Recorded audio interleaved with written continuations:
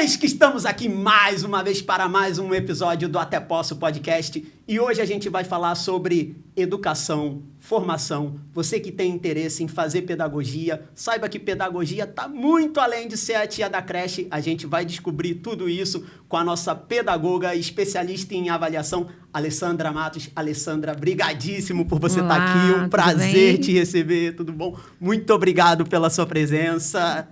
Eu que agradeço. É muito bom poder estar aqui e falar um pouquinho, né, sobre a minha área, sobre essa área da educação, que, como você muito bem falou, às vezes tem um estereótipo, né, incluído nesses profissionais, e a gente vai conversar um pouquinho sobre isso, sobre a minha trajetória aqui. Muito legal. Uma trajetória incrível de mais de 25 anos. E a primeira coisa que eu queria entender é isso. Quando a gente fala de pedagogia, exatamente sobre o que a gente está falando, porque a gente tem essa sensação. Pedagogia é aquela professora ali da educação de ensino básico que cuida de crianças, mas você é uma gestora de educação. Hoje em dia você coordena toda uma equipe de educadores, professores que trabalham com educação básica, com a formação e com a educação profissional. O que a pedagogia engloba, afinal de contas? Então, a gente tem algumas discussões até, né, na área das ciências, né, pensando um pouco sobre o que de fato é a pedagogia. Se a gente for pensar do grego, né, da epistemologia da palavra mesmo, pedagogia, ela fica ainda mais pejorativa, porque no grego, como ela é traduzida ao pé da letra, era a pessoa que conduz a criança. E aí ela foi se modificando, né? Que tem umas histórias que trazem até que eram os escravos. Então, a pessoa que levava a criança para a escola. Então, vem dessa história. E aí, eu gosto de falar, né, que a pedagogia é uma das profissões que mais se modificou ao longo do tempo, que ela foi se ressignificando e ganhando, de fato, uma importância, né? Ela foi se mostrando para muito além de um processo de condução. Hoje, a pedagogia ela vai se constituindo, na verdade, como a ciência dos métodos de aprendizagem. Então, não importa onde você vai estar como pedagogo, mas são as metodologias de aprendizagem, os formatos de aprendizagem que é a base desse profissional. Se ele trabalha numa empresa, ou se ele trabalha numa escola, se ele trabalha com crianças ou com adultos, as metodologias de aprendizagem que são o foco do trabalho desse profissional, do pedagogo. E a gente pode estar aplicando essas metodologias em qualquer área. Porque quando a gente fala em método de aprendizagem, a gente acaba pensando muito numa escola. Né? Você vai para a escola, você vai ali aprender, ter um profissional, seja um bacharel, um mestre, né? Um graduado, te ensinando, ou um pedagogo acompanhando, te levando ali. Mas essas metodologias, elas se estendem para além da escola. É possível a gente ter aprendizados em outros ambientes que não o edifício tradicional escolar e isso ainda fazer parte da pedagogia? Sim. Por exemplo, eu mesma, né, eu tenho uma trajetória profissional que passa da educação básica até chegar na educação profissional onde eu estou. Mas eu trabalhei, por exemplo, com cinema. Então, eu trabalhava numa produtora de cinema, que é a Nova Bossa, Produções Culturais, que levava o cinema nacional para as escolas públicas. E o que eu fazia nesse projeto? Eu nem precisava ir nas escolas públicas.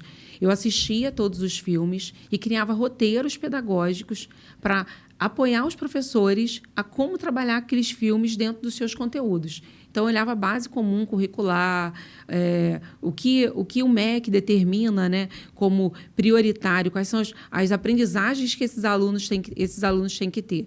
E aí eu usava aqueles filmes para indicar para os professores que eles poderiam trabalhar com curtas-metragens, por exemplo, dentro das escolas. Então, eu criava roteiros pedagógicos.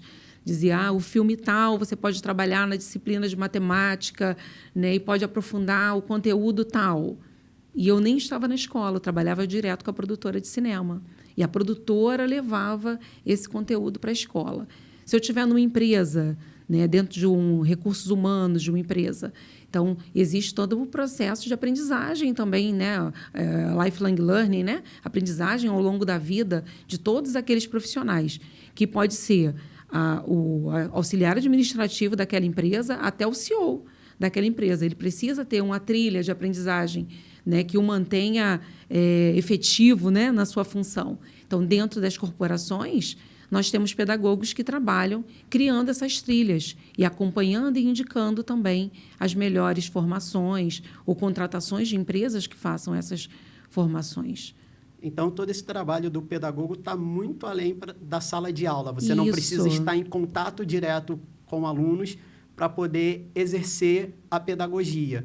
Mas eu imagino que você tenha aí, ao longo da sua trajetória, da sua carreira, da sua vida, tenha tido contatos com muitos alunos em diversas situações, em muitas questões. Você diria que, atualmente, qual é a maior questão, qual é o maior entrave que a gente tem na sala de aula da educação brasileira, na formação dos nossos alunos? Qual é o maior desafio que o pedagogo de hoje encontra, falando do pedagogo que atua numa sala de aula? Depois a gente vai falar, né, dos que atuam em empresas, dos que atuam com gestão, mas na sala de aula, qual é o maior desafio que o pedagogo encontra hoje? Então, eu acho que são muitos os desafios, né?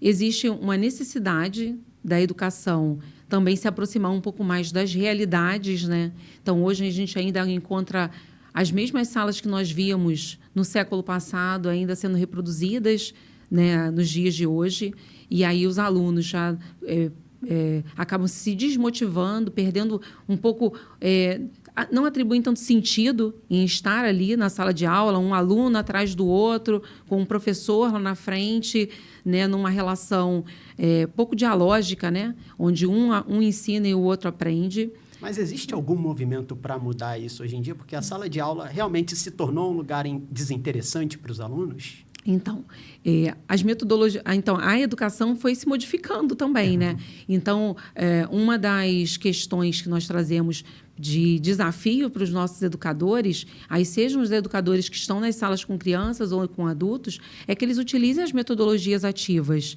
para que possa engajar esse aluno, para que ele possa se sentir parte do próprio processo de aprendizagem. Então, por exemplo, se a gente está numa sala de aula de adultos e nós queremos falar sobre... pensando na educação básica, né? E a gente quer falar sobre o Teorema de Pitágoras, por exemplo.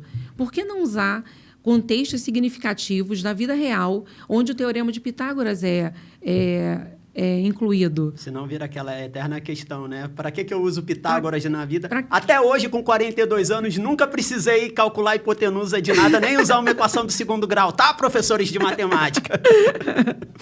Mas, para além da sala de aula, quais são todas as áreas aí que a pedagogia pode abarcar? Você já falou um pouquinho aí no início do nosso programa, que tem a parte empresarial, que as empresas podem usar, né? Você falou até produtoras audiovisuais, a indústria do entretenimento. Como se dá essa educação, essa atuação do pedagogo em lugares que não são a sala de aula? E como eu encontro esse mercado?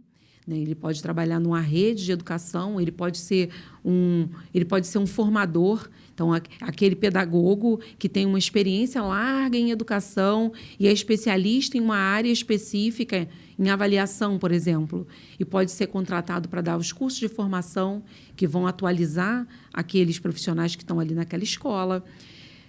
As Forças Armadas contratam muitos pedagogos também. Então, frequentemente, nós temos editais, né, das Forças Armadas contratando pedagogos que são responsáveis pelos cursos de formação também das áreas militares. Pedagogos em hospitais, por exemplo, nós temos também. Então, às vezes, a criança vai ficar muito tempo internada e ela vai precisar ter o atendimento domiciliar. E a escola não pode estar lá dentro do hospital o tempo inteiro. E aí ela estuda no hospital acompanhada por um pedagogo? Por um pedagogo. Então, existe um vínculo desse pedagogo do hospital com a escola daquelas crianças. E aí eles mandam os roteiros, né, os programas, né, o currículo que aquela criança tem que percorrer.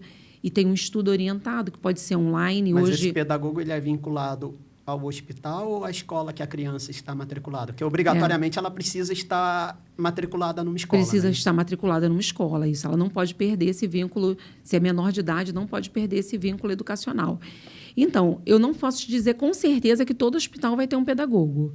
Mas os hospitais que têm o pedagogo, eles fazem esse relacionamento com as escolas. Mas é uma área possível para o profissional da pedagogia atuar na área da saúde na também, saúde, sendo isso. Pedagogo de hospital. Ele isso. não necessariamente está com o vínculo dele com uma instituição de ensino. E escolas menos convencionais, né? Escolas prisionais, por exemplo, né? Eles podem trabalhar dentro dos presídios também. Nos presídios tem escola? Nos presídios tem escola. Eu trabalhei num presídio, pelo Senai, mas trabalhei dentro de um presídio. E como é que é dar aula dentro de um presídio? É por série também, como a gente conhece esse ensino tradicional? Tem 5º ano, 6º ano, 3º ano, ou é uma aula mais... Vamos falar sobre coisas. Não, é uma escola formal, regular, formal, com prova. Normalmente são escolas do Estado, então é o Estado dentro do Estado, né? Fazendo valer esse direito à educação às pessoas que estão, de alguma forma, impedidas, né? Privadas das suas liberdades, então eles podem estudar lá. Uma pergunta que não tem nada a ver com o tema, mas que é a curiosidade, né? Aula para bandido famoso, tem nada a ver com a história do podcast. Então, a gente tenta se distanciar bastante, né? Dessa coisa, dessa identificação de quem são aquelas pessoas. Normalmente, quando você tem no sistema prisional, né, uma carceragem de pessoas famosas, né, normalmente essas pessoas não estão, né, são presídios que não têm essa condição de você ter a escola lá dentro. Normalmente são aqueles presídios que os presidiários, né, que os detentos, né, os apenados, já estão num processo de transição. Então, que eles já estão já estão passando por um semiaberto, né? Eles já estão transicionando para poder voltar à sociedade. E falando um pouco agora da educação profissional e da educação formal, a gente sempre tem aquela eterna... Não chega a ser exatamente uma disputa, mas aquela eterna conversa, aquele eterno diálogo entre... o ensino formal, uma faculdade, uma graduação não prepara para o mercado de trabalho. E se você faz uma preparação para o mercado de trabalho, isso às vezes acaba sendo visto de uma forma um pouco menos elitizada ou sendo até menos valorizado, porque pressupõe-se que são empregos ali que requerem uma qualificação menor. Como é que você encara isso no dia a dia, você que está ali trabalhando, gerindo profissionais que estão preparando pessoas para a educação profissional, mas que você também, né, mestre aí em avaliação e já veio de um ensino formal. Como é que a gente consegue equilibrar essas forças e num contexto social brasileiro? Qual a importância de cada uma delas? O importante é trazer esse entendimento, que uma coisa nunca vai inviabilizar a outra. Se o aluno quer ingressar de maneira mais rápida no mundo do trabalho... e ele ainda jovem, né? Um curso técnico, ou uma qualificação, ou uma aprendizagem que também é regulada por uma lei que os jovens de 14 a 24 anos podem fazer e vão receber uma bolsa auxílio, vão ser contratados já por uma empresa e já vão ter uma experiência profissional, né, na sua carreira. O importante é a gente desmistificar isso mesmo, que uma coisa não inviabiliza a outra. Então, depende dos desejos, né, das aspirações profissionais mesmo desses alunos. Se eles querem terminar o ensino médio e já ingressar no mundo do trabalho, fazer um curso técnico é incrível. Se eles querem experimentar uma carreira também, né, eu quero fazer... E aconteceu até com a minha filha. Minha filha mais velha queria fazer engenharia civil. E aí ela falou, mãe, que cursos tem no Senai que eu poderia conhecer um pouco mais a profissão? Então, tem um leque de oportunidades, até para ele conhecer a profissão e experimentar se é aquilo mesmo que ele quer fazer. Conhecer um pouco mais do mundo, né, do universo, né, que ele vai estar cercado. E depois ela até desistiu. Não era isso que ela queria. Conheceu e falou, não é nada disso que eu queria. Não queria nem ter conhecido, era melhor ter ficado lá. Então, e foi bom para ela, né? Que às vezes é muito jovem mesmo e já tem que escolher uma profissão e está cheio de sonhos, né? Conhece muito aquela profissão. E esse podcast é muito interessante para isso, né? Conhecer um pouco mais as profissões e onde a pessoa pode atuar. Eu acho que eu até posso ter uma utilidade pública nesse sentido, né? É a mestre que está falando, tá vendo? Gente, utilidade não é pública. Pessoa, não. Utilidade pública, tá vendo? Quem quiser fazer pedagogia ou outras profissões que o podcast já tenha trazido é muito interessante, né? Porque você está falando com pessoas que já estão na área, né? Que já experimentaram aquilo. De alguma forma, elas podem trazer algum conhecimento. Então, o importante é isso. Um não inviabiliza o outro. Ele pode fazer um curso técnico e ingressar direto depois numa carreira que pode ser de uma trilha, né? Então, ele faz um curso técnico em eletrotécnica, por exemplo, e depois faz uma engenharia elétrica. Faz um curso técnico em automação e faz uma engenharia em automação. Ou ele pode já ingressar no mundo do trabalho e fazer a sua carreira. E às vezes, não conseguiu passar numa universidade pública e já ter meios, né, de financiar a sua própria formação e já está incluído no mundo do trabalho. Não necessariamente um precisa ser um trampolim ou um primeiro estágio do outro. Não precisa, São paralelos. São paralelos e são carreiras realmente diferentes. Enquanto o técnico vai trabalhar mais num ambiente tático operacional, né, o curso superior já vai te levar para um outro nível, já vai te levar para um nível mais da gestão daqueles processos. Então, um não inviabiliza o outro. Eu aconselho, né? As minhas 2 filhas experimentaram carreiras técnicas e hoje a minha mais nova, por exemplo, fez audiovisual e está na área de audiovisual. Então, assim, é importante mesmo, né, ter essa experiência, né, experimentar. Então, sempre... todo jovem, eu acabo incentivando que experimente um pouco. Eu não sei o que eu quero fazer, mas você gosta de alguma coisa? Que seja no Senai ou no Senac ou num outro curso, né? Eu acho que é muito importante. É um processo de orientação profissional também, fazer essa carreira profissional. E para a pessoa que já está numa idade mais avançada, não está satisfeita com a sua profissão, na hora de transicionar para uma carreira, essa pessoa ainda tem espaço para fazer um ensino profissional ou não? Sim. Então, olha, os cursos profissionais, normalmente, eles começam a partir dos 14 anos. A partir dos 14 anos, se for um curso técnico, porque aí é o aluno que está no ensino médio, né, fazendo. Se não, a partir dos 16, que aí ele pode estar terminando o seu processo de educação formal, né, lá no ensino médio, e já partir para uma carreira, né, a construção de uma carreira. Ou até a idade que ele quiser. Nós temos alunos de 80 anos, né? Alunos, às vezes, que depois que se aposentaram, resolveram empreender em outras áreas e voltaram para as salas de aula para fazer um curso técnico, para fazer uma qualificação, né? Nós temos alunos idosos fazendo confeitaria, né? Trabalhando com alimentos, por exemplo. Então, que é muito interessante também. E acabam empreendendo já na terceira idade, depois de aposentados, eles resolvem empreender. Então, eu acho que, para além do mundo do trabalho, também serve para que a pessoa se sinta útil, né? E se sinta ainda... E saiba que ela pode aprender a qualquer tempo, não existe uma idade para aprender. E ensinar também, que às vezes o professor é super jovem... É verdade. Né? Às vezes o professor que está lá do outro lado é super jovem. Às vezes a gente tem aula com um professor mais novo que a gente. Já aconteceu muito tempo que eu falo assim, essa pessoa está me dando aula. E aí as suas experiências, né, como uma pessoa mais velha, né, mais experiente, podem trazer maior maturidade também e maneiras diferentes daquele instrutor, daquele professor, daquele educador se comunicar com o público, seja para satisfação pessoal, seja para empreender ainda no mundo do trabalho. E no seu caso, como se deu essa aproximação com o universo da pedagogia? Em que momento você se descobriu essa pessoa que quero ajudar os outros, conduzir os outros, estar lá junto com os outros? Porque a sensação que a gente tem atualmente é que, infelizmente, essas profissões que lidam com educação, pedagogia, professores de uma forma geral, são profissões que acabam sendo pouco valorizadas, né? A gente dá pouco valor. Não são profissões glamourosas. Né? Hoje em dia, acho que mais ainda que as pessoas têm essa sensação de vou ganhar dinheiro muito rápido e professor, com perdão da expressão, morre de fome, né? E aí, como é que você se encantou e resolveu fazer disso a sua vida para poder ajudar a vida dos outros?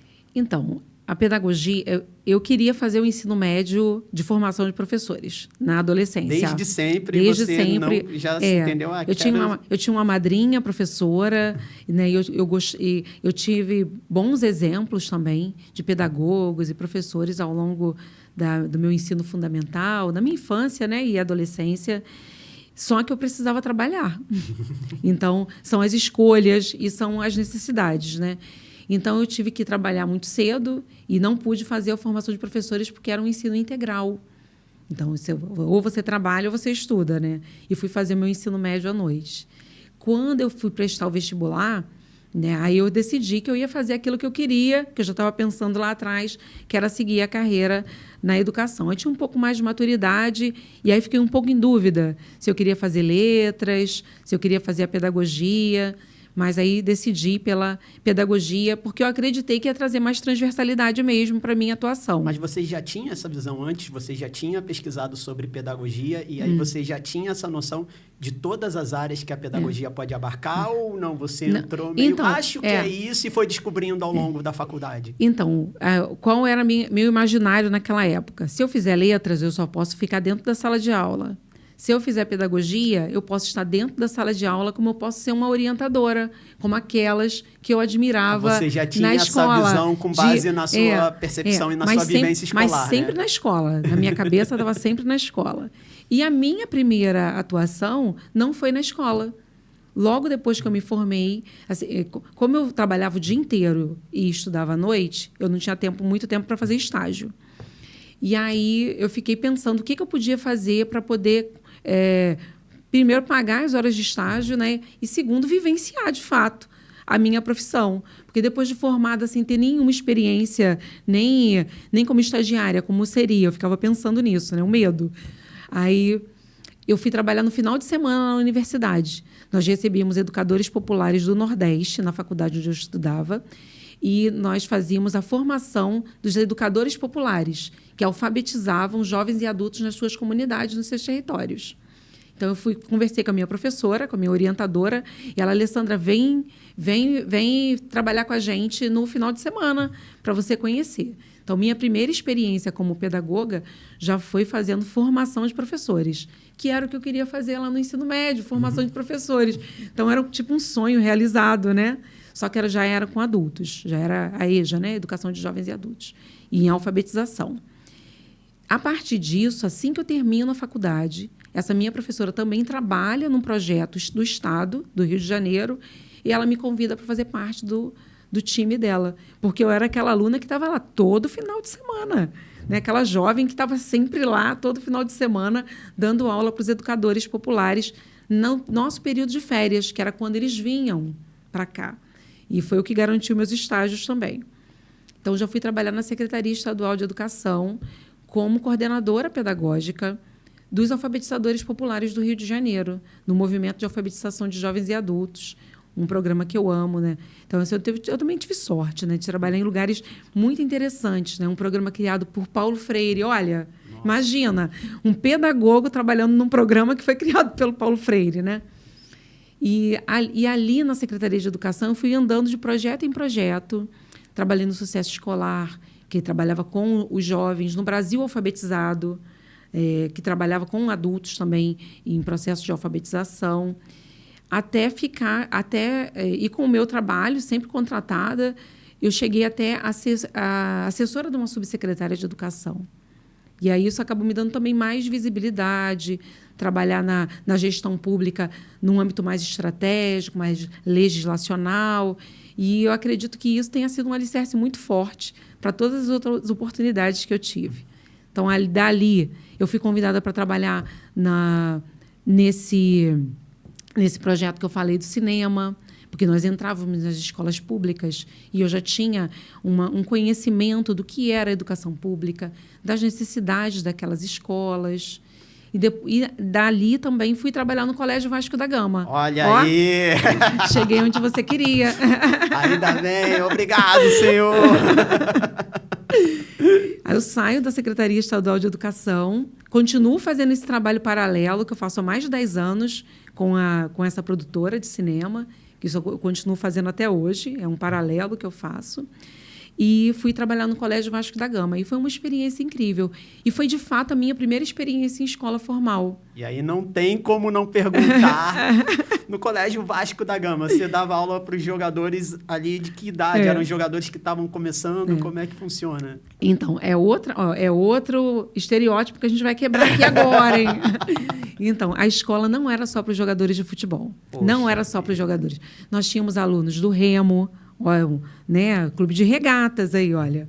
Né? Então, nós tínhamos alunos do remo, tínhamos alunos do basquete, alunos do vôlei. Então, todas as carreiras, né, de esporte que tinham algum tipo de profissionalização dentro do clube, os alunos, atletismo, nós tínhamos muitos alunos do atletismo.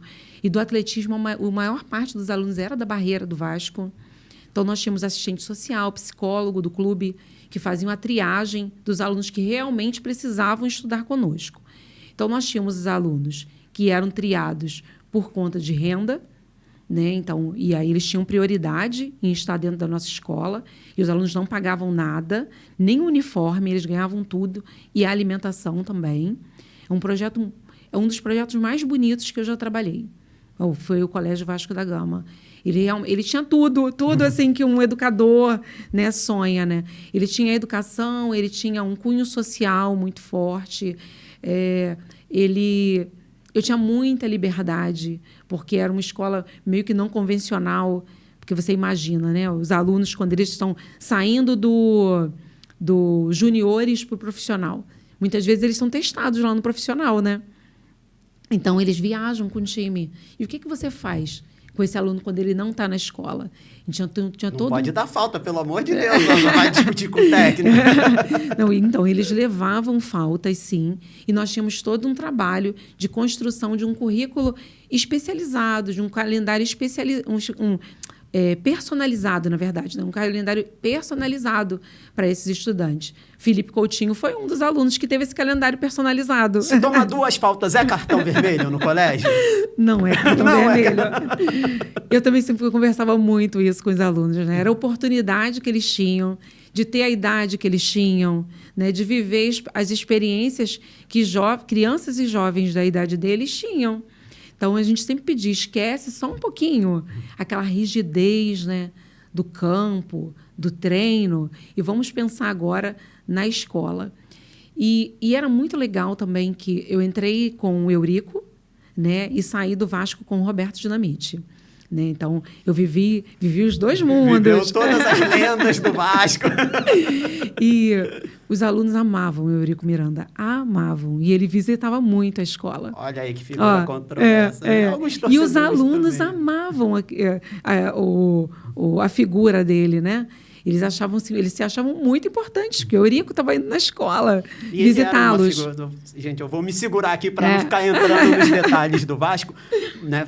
Como bom vascaíno, mas ele era uma figura presente mesmo no dia a dia ali da escola, porque a gente tem aquela figura do Eurico folclórico ali presente no dia a dia do futebol, do clube, mas na rotina também do Vasco ali, dos projetos sociais, ele estava ali na escola com vocês. Sempre. Todas as atividades que nós fazíamos de exposição, ele conversava com os alunos, né?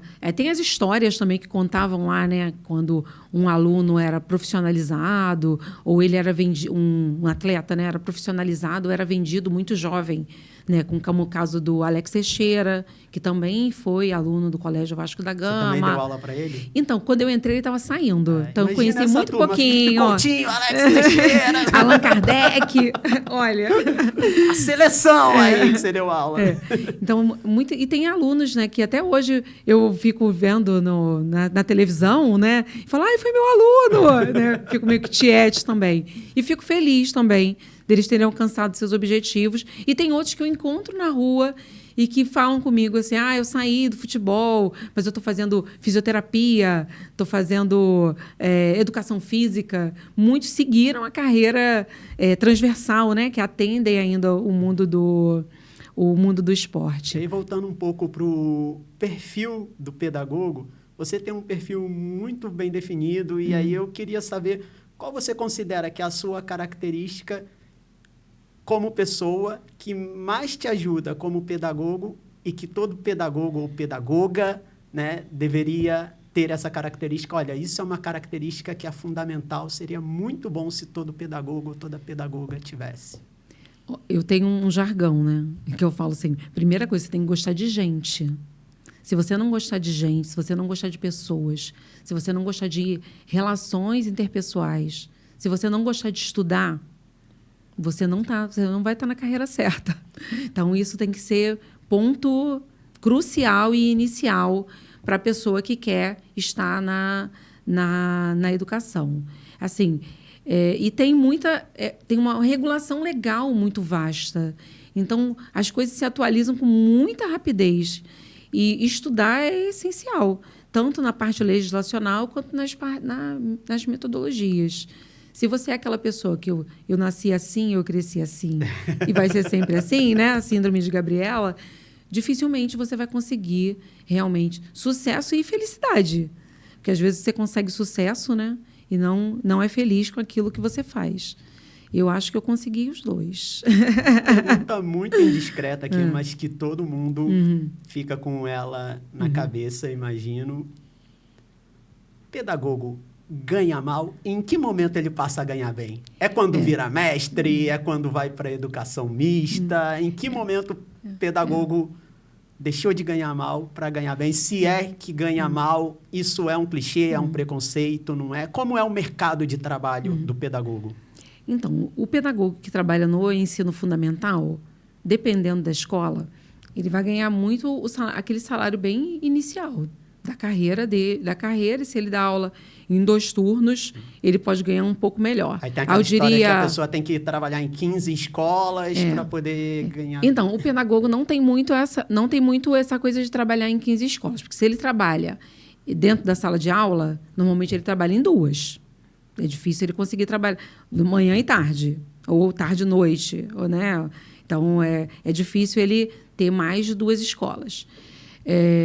Se ele é um coordenador pedagógico, né, como os que eu tenho no Senai, então, hoje o salário inicial de um pedagogo que entra no Senai, mas que já existe uma experiência que ele tenha adquirido no mundo do trabalho de pelo menos 3 anos, mas que não é uma experiência tão grande assim, né? De 3 a 5 anos, ele entra ganhando 6 mil reais. Eu acho que hoje, para o mundo do trabalho, como um salário início de carreira, né? Que você está iniciando uma carreira, não é um salário tão ruim assim. Na iniciativa privada, nós temos alguns salários muito bons, né? De 6, 10, 15 mil reais de pedagogo. E nós temos salários muito baixos também, tipo início de carreira mesmo, e as pessoas estão finalizando suas carreiras e ganhando esses salários. Mas eu acho que muitas profissões passam por isso, né? E na educação pública, aí é uma regulação dos sistemas mesmo, né? Mas professor,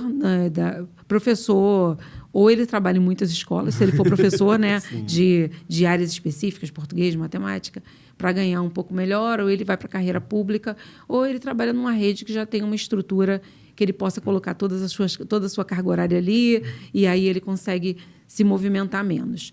Mas a carreira de educação, ela não tem esse glamour, né? Você não se sente atraído por ela pelo salário que você vai ganhar.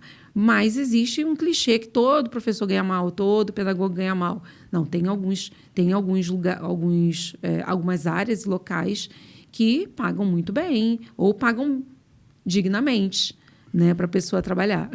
Mas as instituições de ensino, então, ainda são o mercado onde o pedagogo tem a possibilidade de ganhar mais de uma forma geral. Então, eu acho que as instituições de ensino é onde nós temos a maior concentração de pedagogos. Então, acaba que o salário não se diferencia tanto, né? Então, a não ser que sejam grandes redes, né? Algumas escolas bilíngues, nós temos histórias de pedagogos que ganham muito bem. Aí se chega à carreira de diretor escolar, né? Se ele vai para a área da gestão, ele tem a possibilidade de ganhar mais. Mas, apesar da pedagogia, ela está espalhada em vários setores. Pois é, isso né? que a gente imaginou. Então, pode ser que tenha um setor que a gente nem nunca imaginou falar que não é escola, e você fala assim, não, a pedagogia da Bolsa de Valores, o pedagogo de lá da Bovespa está ganhando milhões. A Casa da Moeda tem pedagogo. A Casa da Moeda? A Casa da Moeda tem pedagogo. O que faz um pedagogo na Casa da Moeda? Eu acredito que ele esteja incluído nos processos da educação corporativa.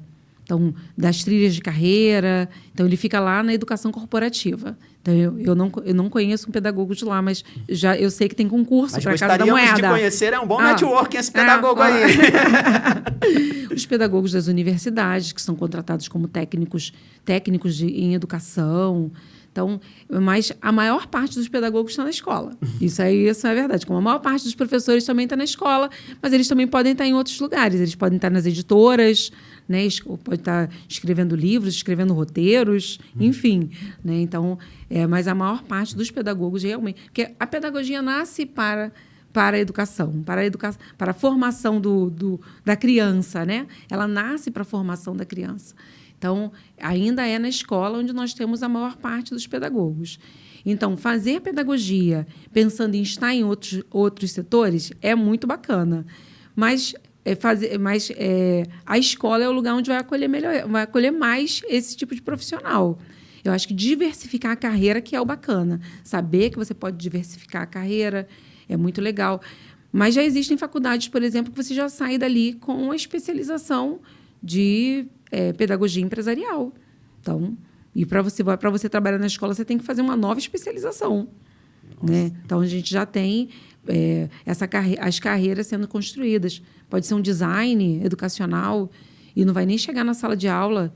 Ele vai trabalhar com materiais didáticos, com ambientes virtuais de aprendizagem, com as melhores modelagens para uma melhor experiência de aprendizagem dos jovens, dos adultos, enfim, né, de quem está incluído ali na plataforma. E quando a gente está falando aí de toda essa evolução na carreira de pedagogo, hoje em dia você coordena uma equipe, né? Você é gestora de pedagogos e, ao longo da sua trajetória, você deve ter acompanhado diversas gerações de pedagogos entrando no mercado de trabalho, trabalhando, desenvolvimento, a mentalidade que eles chegam. Como você enxerga hoje essa nova geração que está chegando, a geração Z, né, que a gente fala tanto, aí a gente quer um pouquinho lá de trás dessa geração Z chegando no mercado de trabalho, que já é uma geração que já pegou essa pedagogia um pouco mais desvalorizada do que na nossa época, que a gente ainda tinha aquela figura do pedagogo, seu grande mestre, você teve as suas grandes referências, escolheu sua profissão através disso. Qual é a diferença que você percebe do profissional de pedagogia que está chegando hoje no mercado de trabalho em termos de visão, de conceito, de formação, de perspectivas, para os profissionais um pouco mais antigos, que estavam ali da nossa época, famoso da nossa época? Na minha época era melhor, será? Então, eu tenho tido oportunidade de conversar com os novos pedagogos nos processos de contratação de estagiários, por exemplo. Então, tem sido muito bacana para mim também entender como essas pessoas, né, mais jovens, que estão finalizando, né, estão no meio, né, das suas formações. A maior parte eu tenho visto muito mais direcionado para uma educação mais inclusiva, que eu não tinha essa visão também na faculdade. Isso era muito pouco. A educação profissional era quase nada, né? Foi uma carreira que eu descobri que eu poderia trabalhar, que eu nem falei sobre isso na universidade. Mas a maior parte dos futuros pedagogos que eu tenho entrevistado, eles têm trabalhado muito com um processo de inclusão dentro das escolas. Isso estruturalmente mudou muito. Hoje em dia, isso é uma coisa que é super pensada pela pedagogia. Pela pedagogia, isso. Isso é uma coisa super pensada pela pedagogia, tem sido muito fortalecida por conta até de um movimento mesmo, né, legal, de nós não termos mais classes especiais, classes só para aluno surdo, classe só para aluno com deficiência, né? Como na minha época de escola, nós tínhamos classes especiais. Então, hoje, se pensa na inclusão do aluno de uma maneira mais plena, que ele esteja dentro da sala de aula. E aí, o curso de pedagogia já tem trabalhado mais nessa perspectiva. De uma forma rasa, então, a gente pode dizer que a pedagogia hoje em dia, ela é mais engajada em questões sociais e inclusivas do que o que ela era antes? E é um mito essa história de que os jovens, o profissional, a geração Z de hoje em dia gosta menos de estudar ou é menos comprometida com as coisas? Será? Então, eu acho que são os formatos de aprendizagem mesmo que vão se modificando. E a escola não avança nessa mesma velocidade, né? Dos formatos, das formas de ensinar e aprender. Então, eu não acho que o jovem gosta menos de estudar. Ele não gosta de estudar, talvez, naquele formato que a gente tem hoje na escola. Então, a escola ainda precisa passar por esse grande processo de transformação que a sociedade passou. E é a pedagogia que vai transformar esse processo da escola. O que a pedagogia pode fazer para a galera começar a gostar de estudar, mestra? Então, essa é uma pergunta difícil. Eu não tenho essa resposta. Mas eu acho que uma educação mais significativa, né? Que os professores tivessem melhores condições de trabalho também. Eu acho que as pessoas se encantariam mais pela profissão, né? Quando a gente fala concretamente em melhores condições de trabalho, o que isso significa? Porque a gente sempre vê muito, o professor não tem condição de trabalho, as condições de trabalho são ruins. Concretamente, o que a gente tem hoje que não é uma boa condição de trabalho para o professor, que a gente precisa melhorar para falar, olha, isso aqui é a condição ideal de trabalho para eu poder estar exercendo a minha profissão? Então, por exemplo, um professor, né, como você citou no início, que precisa estar em várias escolas. Qual é o tempo de planejamento que esse professor tem para realmente conseguir dar uma boa aula? Como ele consegue equilibrar a sua vida pessoal e a sua vida profissional, dando aula de manhã, tarde e noite, para ter um salário que seja digno, né? E que ele consiga garantir todos os seus boletos pagos, né? E ainda sobre dinheiro para que ele possa estudar, ter o seu processo de entretenimento, de diversão, né? Então, eu acho que a gente acaba sucateando, né? E adoecendo esses profissionais. Então, eu acho que tem que ser uma mudança estrutural, né? Tem que ser pensada num projeto de governo e não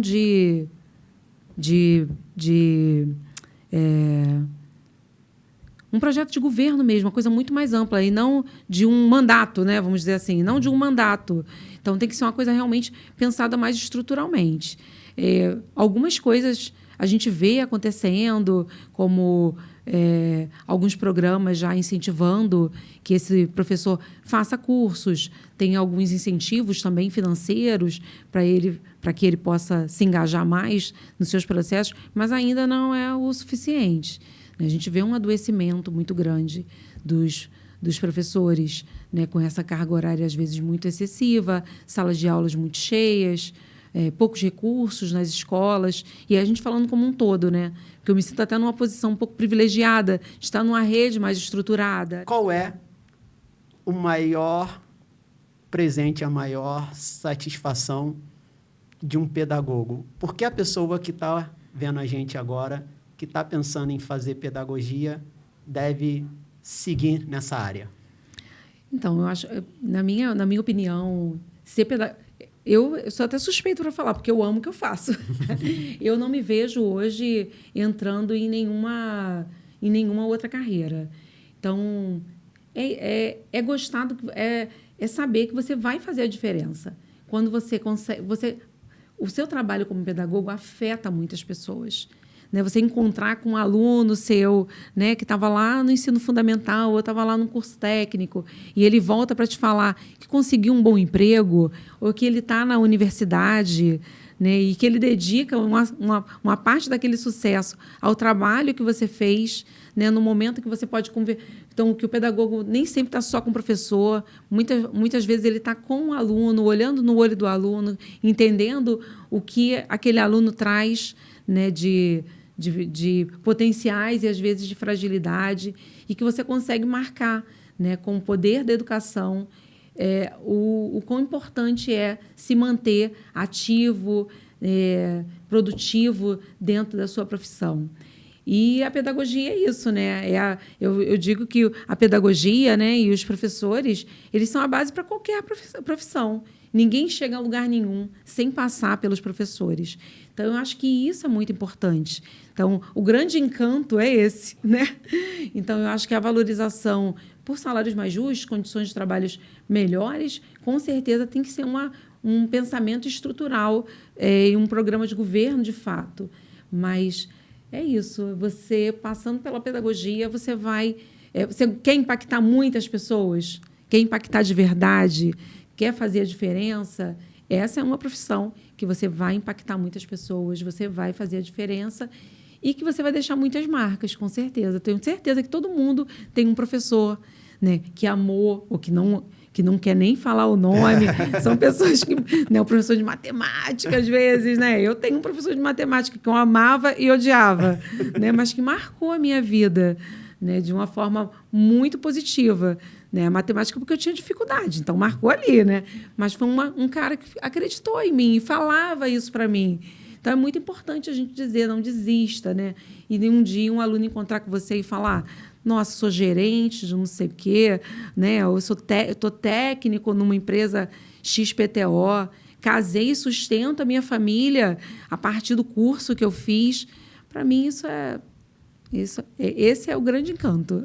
Alessandra, brigadíssimo pela sua presença. Para mim é um encanto e um prazer sempre poder falar de educação aqui, porque eu falo isso sob o risco de me manter repetitivo em alguns episódios, mas eu acho que se eu sou o que eu sou hoje, ou se você é o que você é hoje, é porque você teve um professor, uma professora, uma estrutura de escola que teve um pedagogo que pensou em tudo que você ia aprender, alguém que te ensinou, que te ajudou, que caminhou junto com você para você estar lá. Por isso, a gente sempre faz questão de trazer esses temas aqui, que são temas muito importantes. Eu falo sempre que eu acho que os professores são os verdadeiros influencers, porque eles influenciam a nossa vida de uma forma muito positiva. Claro, tem também os professores que a gente odeia, que influenciam de uma forma negativa, mas que são fundamentais. Não existe sociedade sem educação, sem formação, sem professor. E obrigado demais, Alessandra, por você estar contribuindo com isso para a nossa sociedade.